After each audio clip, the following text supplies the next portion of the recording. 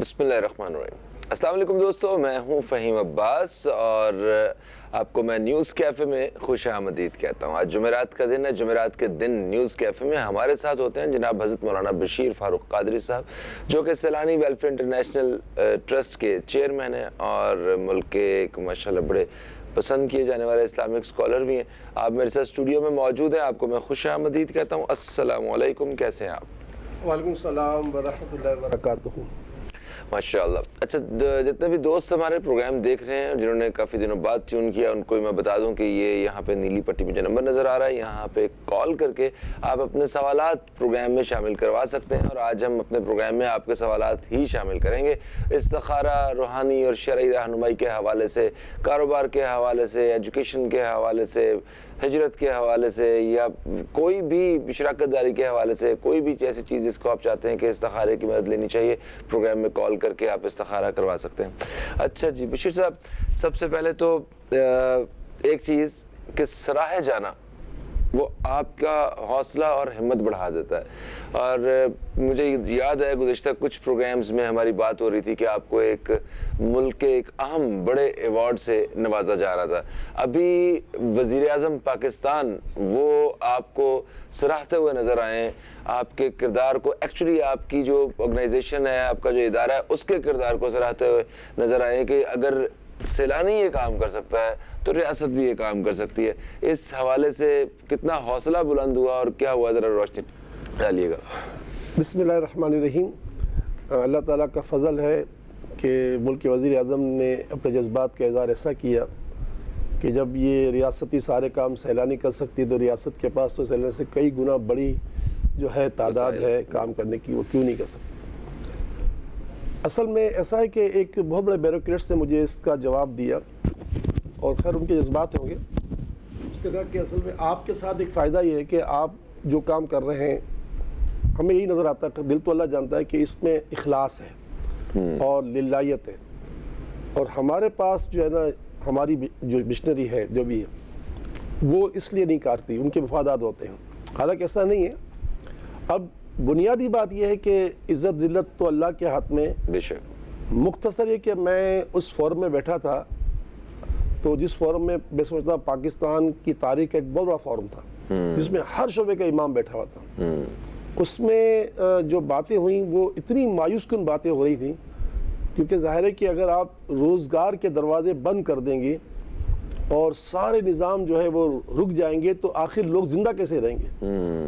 میں نے صدر وزیر اعظم سے کہا کہ آپ گندم پر بات ہو رہی ہے، تو گندم ایک ایسی چیز ہے کہ اگر روٹی بندے کو مل جائے تو پانی سے روٹی کھا لے گا، آپ اس سے بھی لوگوں کو محروم کر چکے ہو۔ اور خالی آپ سوچیں نا کہ گندم پر صرف ہمارے صوبے میں جو ہوا کہ کروڑوں ٹن، نہیں لاکھوں نہیں کروڑوں ٹن گندم جو ہے وہ ضائع کر دی، کروڑوں ٹن۔ تو اتنا بڑا مطلب نقصان جب گندم کا اب ضائع ہوئی یا کیا ہوا وہ تو اللہ جانتا ہے، اللہ کا رسول جانتا ہے، ہمیں کیا پتہ۔ تو بہت سارے مسائل تو اس پہ باتیں ہوئیں۔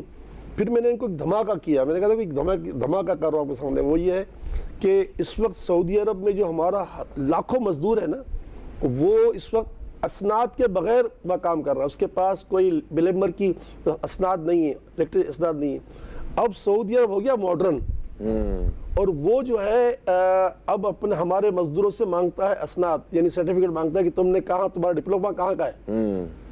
تو اگر تم نے اس پر کام نہیں کیا تو خدا نخواستہ یہ لاکھوں لوگ لوٹ کے آ گئے تو کرو کیا۔ تو وزیر اعظم کے کان کھڑے ہو گئے، انہوں نے سب کو اٹینشن کر دیا۔ میں نے کہا سر یہ کام ہم کرنے کے لیے تیار ہیں، آپ ہماری مدد کریں، ہم وہاں جائیں گے سعودی عرب، وہاں انسٹیٹیوٹ قائم کریں گے، جو ڈیوٹی سے فارغ ہو کر مزدور آئے گا نا جس شعبے کا بھی، اس کو اس کے 2-3 مہینے میں ہم اس کو، کیونکہ وہ 20 سال کام تو کر رہا ہے نا، تجربہ اس کا ہے۔ تو الحمدللہ انہوں نے فوراً جو ہے نا اس کا فیصلہ کیا کہ اس ادارے سے سب کو آپ کو ایفیلیشن کرا دیتے ہیں اور آپ کے لیے ہموار کرتا ہوں۔ انشاءاللہ مجھے انہوں نے کہا کہ میں اتوار یا پیر کے دن سے ملاقات کر لوں گا اسلام آباد جا کے۔ تو بہرحال دیکھیں، مقصد یہ ہے کہ عزت ذلت اللہ کے ہاتھ میں ہے۔ آج کل امریکہ کے مبصرین نے اتنی بری باتیں لکھی ہیں پاکستان کے بارے میں کہ پاکستان کو اب صرف کوئی کرشمہ ہی بچا سکتا ہے۔ پاکستان کے جتنے ذمہ دار ہیں وہ اس معاملے میں جو ہے مطلب وہ نہیں ہے، समझ लीजिए कि लगता है अहल नहीं है। अब पूरे पाकिस्तान के ज़िम्मेदारों का ये हाल हो गया कि वो अहल नहीं। आज कल सेनेट में भी बुला लिया गया वज़ीर ख़जाना को कि इतना हमारी करेंसी गिर रही है, ये कितनी तशवीशनाक बात है। वहाँ गवर्नर भी बैठे हुए थे, गवर्नर ऑफ स्टेट में बैठे हुए थे, तो ये फिक्र करें ना, करेंसी इतनी गिर रही है तो अब होगा क्या मुल्क का। जो हमारी अशराफिया है, 1.5 लाख तो अफराद वो हैं जिनको जो है फ्री पेट्रोल मिल रहा है। 1.5 लाख गाड़ियाँ ऐसी, 1.5 लाख गाड़ियाँ। अगर आज ये 1.5 लाख गाड़ियों पर पेट्रोल बंद कर दिया जाए तो पेट्रोल सस्ता हो जाएगा। पेट्रोल हमारे पास 218 रुपये बेचने की ताकत है पाकिस्तान को, और पेट्रोल 300 करीब बेच रहे हैं। अगर ये 1.5 लाख अफराद की गाड़ियों को कल ऐलान कर दे वज़ीर आज़म के, कल से कि कोई भी गाड़ी की पेट्रोल सरकार नहीं देगी, मेरी गाड़ी का पेट्रोल सरकार नहीं देगी, तो मसला हो सकता है। अच्छा बशीर साहब, इतना भारी भरकम टैक्स लगाने के बाद भी जो ख़जाना है उसकी हालत हमारे सामने, जो ओवरऑल जो इकोनॉमी है उसकी हालत हमारे सामने। सिर्फ आवाम का खून निचोड़ के मसाइल का हल थोड़ी होता है, ये तो इन्हें सर जोड़ के और हिकमत अमली बनानी पड़ेगी, वही जिसकी आप बात कर रहे थे अभी। मतलब हम ज़राई मुल्क हैं, ज़राअत का शोबा है, मतलब जहाँ से हमारी आमदन होनी है वो एरिया पूरा खाली पड़ा हुआ है, वहाँ आमदन नहीं हो रही है। वहाँ का ये आलम है कि गंदम, टमाटर, प्याज तक हमें बाहर से दूसरे मुल्कों से मंगवाने पड़ जाते हैं, तो हम कहाँ से कमाई करेंगे। जो एक्सपोर्ट वाला जो मामला है, यहाँ पे जो रॉ मटेरियल चाहिए हमें, उसके लिए लोगों ने प्रोडक्शन करना ही छोड़ दिए कि इतनी महंगी, आपने कोई चीज़ बाहर से मंगवानी इतनी मुश्किल कर दी। जब कमाने का जरिया ख़त्म हो जाएगा तो फिर उधारों पे ही ज़िंदगियाँ गुजरेंगी। नहीं, उधार भी कितना चलेगा, कितना लेंगे, वही ना। देखिए आखिर उधार की लिमिट होती है ना, तो ये खुदा ना खास्ता मुल्क में क्या हो जाएगा। तो बहरहाल वज़ीर आज़म की सोच तो काफ़ी जो है मुस्बत थी, और इनके साथ जो कुछ लोग हैं, ख़ास करके सनत और तजारत के जो वज़ीर है ना, एजाज गौहर, वो एक काबिल तहसीन आदमी है। उससे भी बड़ी अच्छी मुलाकात हुई मेरी, और वो उन्होंने बहुत सी उम्मीदें दिलाई लोगों को भी। बहरहाल उम्मीदों पर कायम है ज़माना। अल्लाह खैर। अच्छा जी, आते हैं आपके सवालात की जानिब, और फैसलाबाद से हमें इरम साहिबा ने रब्ता किया। इन्होंने कहा कि इनके शौहर सऊदी अरब होते हैं, तो इनकी 1 साल की बेटी भी हैं। अब ये अपनी बेटी के साथ सऊदी अरब जाना चाहती हैं अपने शौहर के पास, तो इस्तिखारा करके बताएं कि क्या इजाज़त आ रही है। जी बिल्कुल इजाज़त आ रही है। इससे अच्छी क्या बात हो कि बीवी शोहर के पास चली जाए, बिल्कुल बड़ी अच्छी बात है। तो इनको कुछ बता भी दें कि इससे जाना आसान हो जाए। देखिए, एक तो अल्हम्दुलिल्लाह अनाउंसमेंट हो गया है कि 3 महीने का वीज़ा तो हर कोई मिल जाएगा, बगैर किसी ट्रैवल एजेंसी के बगैर। आज ऐप बना दी उन्होंने सऊदी अरब ने, आपको 3 माह का वीज़ा मिल जाएगा। आप सऊदी अरब मक्का मदीने भी जाएँ, और कतर वहाँ भी जा सकते हैं, कहीं भी जा सकते, रियाद भी जा सकते हैं, जद्दा भी जा सकते हैं, कोई रोकथाम नहीं। बिल्कुल ठीक है। तो एक तो वीज़े बड़े आसान हो गए। बकिया यही वजीफा दूंगा कि अल्लाह ताला आपका असबाब पैदा कर। देखें वहाँ जाएंगे तो घर चाहिए, देखें ना, वहाँ भी रेट इतने बढ़ गए हैं कि मैं पिछले साल गया था, अल्लाह ने मुझे हज कराया था, तो दही जो है ना सबसे सस्ता आइटम होता था वहाँ, दही वो 1 रियाल की मिलती थी, और दही 2 रियाल की हो गई। तो मतलब ये कि उन्होंने 100% उस पर रेट बढ़ गए दही के, खाली इसी पर कयास कर लेना। तो और क्या है, तो कहने का मकसद ये है कि अल्लाह से दुआ करता हूँ कि अल्लाह ताला आपकी मदद फरमाए। इस महीने का जो निसाब है, आज 6 सफ़र है ना, इस महीने निसाब मेरी बहन आप पढ़ेंगी ना तो आपके वारे नियारे हो जाएंगे, बल्कि हम सब के वारे नियारे हो जाते हैं, हम अमल करते हैं। तो हज़रत अली को सरकार ने वजीफ़ा दिया था, बिस्मिल्लाहिर्रहमानिर्रहीम ला हौला वला कुव्वता इल्ला बिल्लाह, बिस्मिल्लाहिर्रहमानिर्रहीम ला हौला वला कुव्वता इल्ला बिल्लाह, बिस्मिल्लाहिर्रहमानिर्रहीम ला हौला वला कुव्वता इल्ला बिल्लाह। 100 मरतबा हर नमाज के वक्त पढ़ें। दिन में 5 तस्बीह दुरूद शरीफ की पढ़ें सल्लल्लाहु अलैहि वसल्लम, और 3 रोज़े रखें। अल्लाह ताला ने चाहा तो आपके वारे न्यारे हो जाएंगे। हमें अपनी दुआ में याद रखिएगा। नबीला साहिबा ने हमें लाहौर से रब्ता किया। इन्होंने कहा कि इनके शौहर, जिनका नाम सगीर अहमद है, वो किसी कॉलेज की कैंटीन जो है ना वो चलाते हैं, और अभी आजकल उनको जो मालिकान हैं वहाँ के, वो बड़ा तंग कर रहे हैं, तो उस वजह से परेशान है। रहनुमाई कीजिए कि किस तरह इन हालात से निपटा जाए। नहीं, कोई अजब नहीं, अल्हम्दुलिल्लाह। देखें हर जगह मसाइल तो आते हैं, और बंदे को तंग भी किया जाता है। अब किसी कारोबार चल रहा होता है तो रुकावट तो आती है। कोई कैंटीन कभी कैंटीन कोई मालिक बन नहीं सकता, वो किराए पे भी होगी ना। बस आप अल्लाह से मदद मांगें, और देखें तंग दस्ती की तोड़ मेरे आका ने क्या फरमाई ایک تو فرمایا صبح کا سونا رزق کو روک دیتا ہے. ہماری فجر کی نماز قضا ہوئی یا ہماری بیوی بچوں کی ہوئی تو ہمارا معاملہ خراب رہے گا. تو نماز فجر پوری ادا کریں. پھر میرے آقا فرماتے ہیں صلی اللہ تعالیٰ علیہ وسلم کہ جو شخص اللہ تعالیٰ کا کثرت کے ساتھ ذکر کرتا ہے, مجھ پر درود پڑھتا ہے, اللہ اس کی تنگ دستی ختم کر دیتا ہے. تو سارا دن چلتے پھرتے اٹھتے بیٹھتے آپ بھی پڑھیں, آپ کی بیگم بھی پڑھیں, صغیر صاحب آپ کی اہلیہ نے ہم سے رابطہ کیا ہے وہ بھی پڑھیں, آپ بھی پڑھیں, یا اللہ یا رحمان یا رحیم, یا اللہ یا رحمان یا رحیم. دن میں 1200 مرتبہ پڑھیں. وضو ہو نہ ہو کوئی پابندی نہیں. اسی طرح دن میں 5 تصویر درود شریف پڑھ لیا کریں صلی اللہ علیہ وآلہ وسلم کہ میرے آقا کا فرمان ہے جس نے دن میں 500 مرتبہ درود پاک پڑھے کبھی محتاج نہیں ہوگا. انشاءاللہ. اچھا, ایک خاتون نے میں کراچی سے رابطہ کیا ہے, انہوں نے کہا کہ وہ ٹیسٹ دینا چاہتی ہیں اور انہیں سمجھ نہیں آ رہی کہ وہ ٹیسٹ کس طرف دیں, آرمی کے لیے یا میڈیکل کے لیے, تو استخارہ کر کے بتا دیں. نمبر 2, ان کو کسی نے کہا ہے کہ ان کے اوپر کوئی بندش ہے, کوئی رکاوٹ ہے, کسی نے کچھ کروایا ہوا ہے کہ یہ کامیاب نہ ہو سکیں, تو کیا ایسی بات ہے؟ خیر اسی کو تو بات کوئی بھی نہیں ہے کہ خدا نخواستہ کسی نے کروایا ہوا ہے, بلکہ بعض لوگ جو ہے نا اس بدگمانی میں گناہ گار بھی ہو رہے ہوتے ہیں, کیونکہ اللہ تعالیٰ نے قرآن پاک میں بدگمانی کرنے سے منع فرمایا ہے اور حدیث پاک میں بھی منع فرمایا ہے. بلکہ یہ فرما دیا ہے کہ ظن المؤمنین خیرہ, مجھے آپ سے اچھا ہی گمان کرنا چاہیے, ظن المسلمان کے اچھا گمان کرنا چاہیے. تو یہ گناہ بھی انسان کو آڑے آتا ہے. بقیہ یہ جو سوال آپ نے کیا اس کا جواب یہ ہے کہ آپ کو میڈیکل کا ٹیسٹ دینا چاہیے, اور میں تو یہ کہوں گا خواتین کو جتنا ہو سکے میڈیکل میں داخل ہو. بہت سارے ایسے شعبہ جات ہیں جس میں خواتین سرجن نہیں ہیں. ہماری جوان بیٹیاں بہنیں مردوں کے ہاتھوں میں آپریشن کرواتی ہیں. بہت تقلیدی عمل ہے تو مجبوری ترین, لیکن یہ عمل بڑا تکلیف دہ. تو ہماری بیٹیوں کو بہنوں کو اگر جانا بھی ہے نا تو اس کا استخارہ نہ کروائیں, میڈیکل میں جائیں. میڈیکل کا شعبہ بہت زیادہ خالی ہے سرجن سے, اور ہماری بچیوں کے آپریشن مرد کر رہے ہوتے ہیں, تو یہ بہت دکھ والی بات ہے. بالکل صحیح. اچھا بشیر صاحب, کیونکہ نیا اسلامی مہینہ شروع ہو چکا ہے, سفر کے حوالے سے بہت سارے ایسی باتیں ہیں, مطلب ان کی حقیقت کے بارے میں آگاہ کیجیے. جیسے کہا جاتا ہے کہ یہ مردوں پہ بھاری ہوتا ہے اور اس میں بہت سارے کام جو ہیں وہ نہیں کرنے چاہیے. شرعی طور پہ کیا اس کی رہنمائی؟ دیکھیں یہ تو بات رسول پاک صلی اللہ علیہ وسلم کے سامنے ہی آتی تھی نا. حضور صلی اللہ علیہ وسلم کی بعثت مبارکہ کے بعد ہمارے آقا نے خود دیکھا نا کہ یہ جو دور جہالت کے لوگ سفر کو انتہائی مطلب یہ نہیں کہ جو برا جانتے تھے. تو سفر جو ہے اس کے لیے حضور فرمایا لا سفرا, سفر میں کچھ بھی نہیں ہے, یعنی کہ تم یہ بالکل ذہن سے نکال دو, کیونکہ پھر وہ آج تک چلا آ رہا ہے. ہوتا یہ تھا کہ جو ہے نا سفر کے اندر جو ہے نا جدال شروع ہو جاتا, جنگ و جدال. ذی قعدہ, ذی الحجہ اور محرم 3 ہیں حرمت والے مہینے. ان تینوں مہینوں کے اندر تو دور جہالت کے لوگ جب اسلام نہیں آیا تو اس وقت بھی لوگوں کا یہ عقیدہ تھا کہ یہ حرمت والے مہینے, کسی کو قتل نہیں کرنا, کوئی جنگ نہیں کرنا, کسی کو سزا نہیں دینی, کوئی سفر نہیں کرنا, کچھ بھی نہیں کرنا, بس سکون پہ آ جانا ہے. تو 3 مہینے وہ 90 دن بڑے سکون میں رہتے تھے, اور جب یہ 90 دن ختم ہوتے تھے تو یہ جنگجو بن جاتے تھے. مار دھاڑ اور بھاگ دوڑ شروع ہو جاتی تھی, جنگیں شروع ہو جاتی تھی.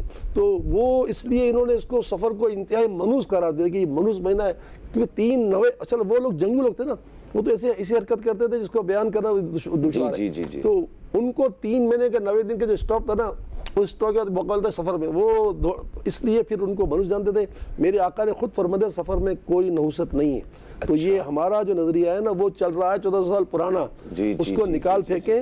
اس میں بہت سے لوگ شادیاں نہیں کرتے, بہت سے لوگ اپنا نیا گھر میں داخل نہیں ہوتے, نہیں کتنے ایسے کام کرتے ہیں.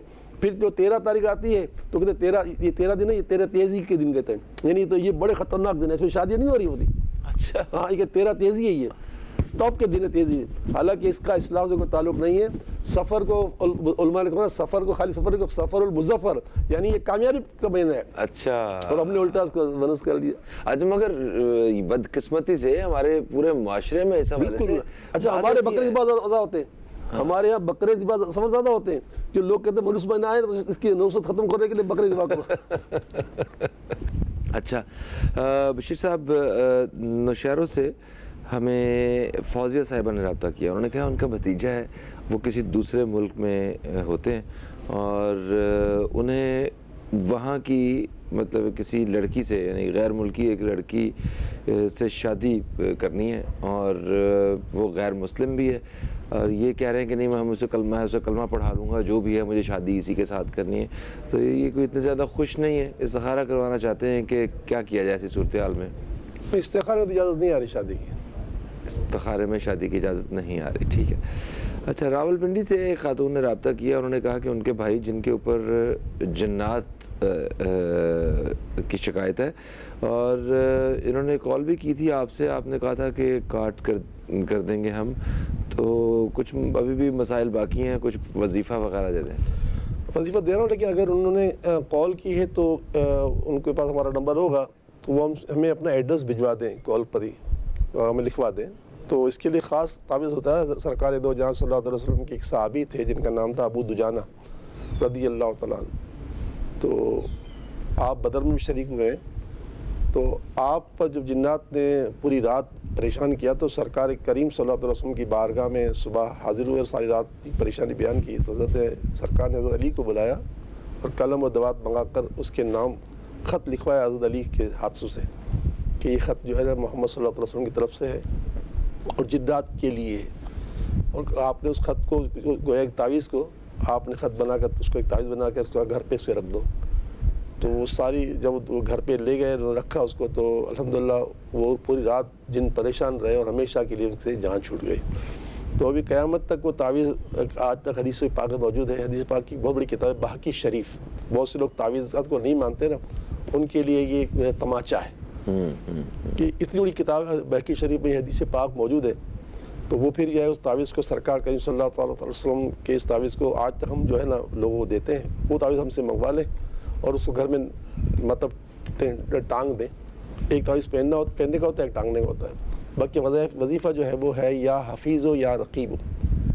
رقیب کے معنی نگہبان, اور حفیظ کے معنی سب جانتے حفاظت کرنے والا. تو 313 مرتبہ ہر نماز میں پڑھ کر اول آخر 3 مرتبہ درود پڑھ کر سے بچے اس پر دم کریں, یا حفیظ ہو یا رقیب ہو, اور مجھ سے تعویذ منگوا لیجیے.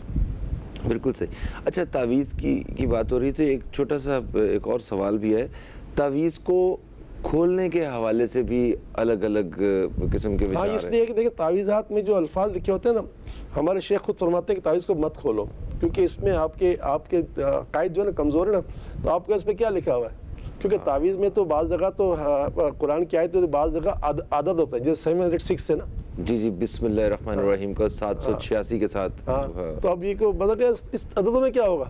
تو جب اس کا یقین نہیں آئے گا نا, تو پھر اس کو کبھی فائدہ نہیں ہوگا. اس لیے ہمارے شیخ مناتے ہیں تعویذ کو کھولو مت بس.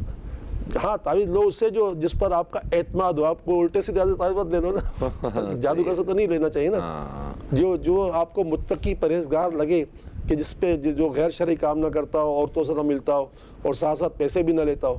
تعویذ کے پیسے لینا اگرچہ ناجائز نہیں ہے, لیکن بعض بزرگ لیتے ہیں بھی ہیں, تو وہ بھی سچے ہوتے ہیں, ایسی بات نہیں ہے. تعویذ کے پیسے لینا ناجائز نہیں ہے, لیکن بہت سے بزرگ تعویذ کے پیسے کبھی نہیں لیتے. ہاں صحیح ہے, ٹھیک ہے.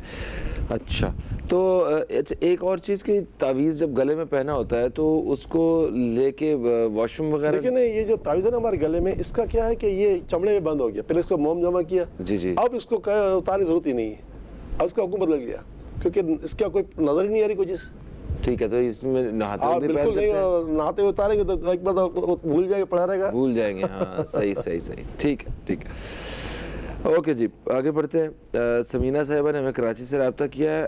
ان کی طبیعت خراب رہتی ہے, زیادہ تر انہیں بلڈ پریشر کا مسئلہ رہتا ہے, تو اس بارے میں یہ پریشان ہے. ان کو ایک تو روحانی علاج اور دوسرا جو ہے کراچی سے بتا دیں. کراچی سے. جی ایک تو دیکھیں آج جمعرات ہے, ہمارے پیارے نبی صلی اللہ تعالیٰ علیہ وسلم کا ارشاد ہے. اس کا خلاصہ یہ کہ شب جمعہ کوئی دعا رد نہیں ہوتی. تو بیٹا ہو سکے تو آپ بھی آپ کے گھر والوں کے ساتھ آپ تشریف لائیں. سیلانی مسجد بادر آباد پر واقع ہے. 8:30 بجے عشاء کی نماز ہے, وہاں ہمارے ساتھ نماز ادا کریں. پھر اس کا ذکر ہوتا ہے, دعا ہوتی ہے.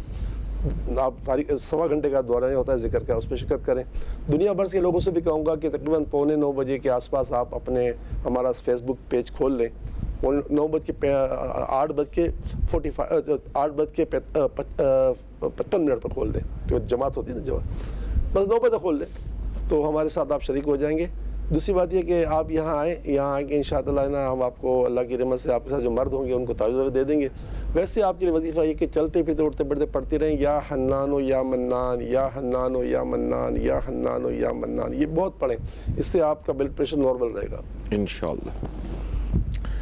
اسلام آباد سے امینہ صاحبہ نے رابطہ کیا. انہوں نے کہا ہے کہ 2 سال پہلے انہوں نے آپ سے اپنی بیٹیوں سے متعلق جو ہے وہ پوچھا تھا، ان کے رشتوں کے مسائل تھے، تو آپ نے کہا تھا کہ ان کے اوپر عملیات ہیں، اور مگر ابھی بھی ان کے رشتوں کے مسائل جوں کے توں ہیں. تو استخارہ کر دیں، عملیات ابھی بھی تو نہیں ہیں. عملیات تو نہیں ہیں، بس 313 مرتبہ یا کریم ہو یا کریم ہو یا کریم ثواب کی نیت سے اول آخر 3 بار درود شریف آپ کی دونوں بیٹیاں آپ بھی پڑھیں، اور نماز کے بعد ثواب کا خزانہ بھی ہاتھ میں آئے گا اور اللہ تعالیٰ کرم کر دے گا کہ مسئلہ ہو جائے گا. اب وہ عملیات وغیرہ نہیں.